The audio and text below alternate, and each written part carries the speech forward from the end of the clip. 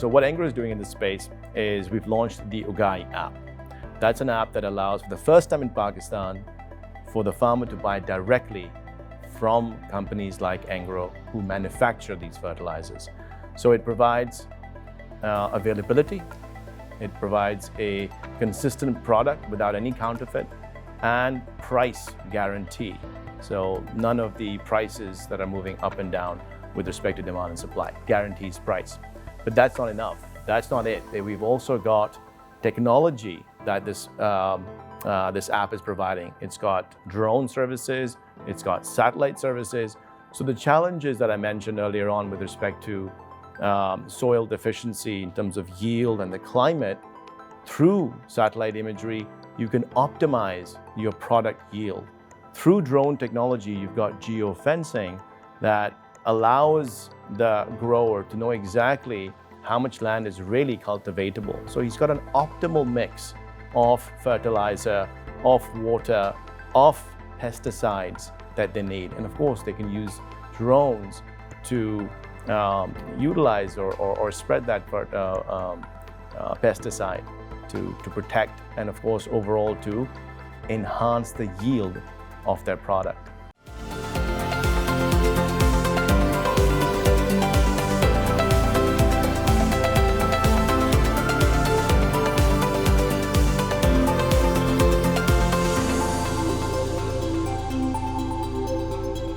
Assalamu alaikum and welcome to Grow Pakistan on Dawn News English. Today we are talking about technology in agriculture, and with us we have a very special guest, Mr. Ali Rathore from Engro Fertilizers. He's serving as the CEO of Engro, and with a 25 years experience in financial markets and other related sectors in global economies. He is imparting his wisdom and his experiences in Pakistan and outside of Pakistan relating to the agriculture space, more specifically fertilizers. So let's jump right into it. Welcome to the show, sir. Thank you for being here. Thank you. Thank you. How are you doing today? And if you could just tell us that what do you see as the most pressing challenges for agriculture in Pakistan currently? Doing great, first of all. And the top three challenges for the sector are the low yields that we currently get for pretty much all our crops. Number two are the regulatory framework in terms of the support prices that are fixed, not fixed for the various crops again. And lastly, I would say climate change is one of the biggest challenges that the global agri-economy is facing. No, certainly it's a big concern, and the 2022 floods showed us just how devastating it really can be. We lost 15% of our livestock. We had, over $10 billion in damages, and there was a lot of things that, have not recovered since then. And that's only a trailer for what is to come. So obviously we need to prepare. And in that light, what is Engro Fertilizers as a leading agri-tech company in Pakistan been doing to support farmers in their growth in terms of optimizing their yields and improving access to services that can be provided to them? Well, so what Engro is doing in this space is we've launched the Ugai app. That's an app that allows, for the first time in Pakistan, for the farmer to buy directly from companies like Engro who manufacture these fertilizers. So it provides availability, it provides a consistent product without any counterfeit, and price guarantee. So none of the prices that are moving up and down with respect to demand and supply, guarantees price.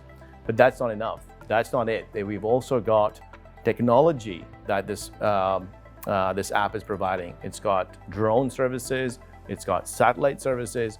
So the challenges that I mentioned earlier on with respect to soil deficiency in terms of yield and the climate, through satellite imagery, you can optimize your product yield. Through drone technology, you've got geofencing that allows the grower to know exactly how much land is really cultivatable. So he's got an optimal mix of fertilizer, of water, of pesticides that they need. And of course, they can use drones to utilize or spread that pesticide to protect, and of course, overall to enhance the yield of their product. Yes, certainly. It's super important to be doing that. And, Pakistan needs to jumpstart a lot of things related to agriculture to catch up to the more developed agricultural economies in the world. And obviously, there are regulatory concerns and there are some technology adoption concerns when it comes to, farmers in rural areas. So how does Engro plan to engage farmers and increase the adoption of the Ugai app? So we've launched initially a small, I would say, program with respect to addressing some of the big farmers to start off with in Sindh, moving to Punjab. So these are farmers that have land holdings of over 100 acres, because we need them to be those early adopters that are really setting a role model example for the majority of the smaller farmers that really look up to them.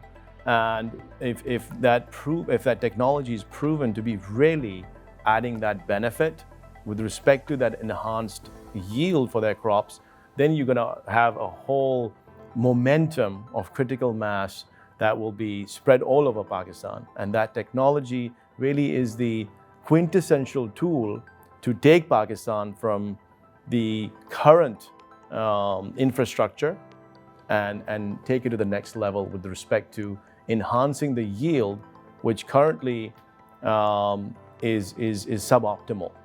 That's definitely a big concern. And, as we pointed out earlier off camera, that we are the 8th largest producer of wheat in the world, but we are 52nd when it comes in terms of wheat that we harvest per acre. So it just goes to show that we have a lot of catching up to do. And that catching up to do can only come if we adopt the technology, we have the right information on how to use that technology, and it's accessible for the people that need it at the right time to be able to get some benefits out of it. And I think the approach that y'all are taking is very prudent, and it actually will set the tone for years to come.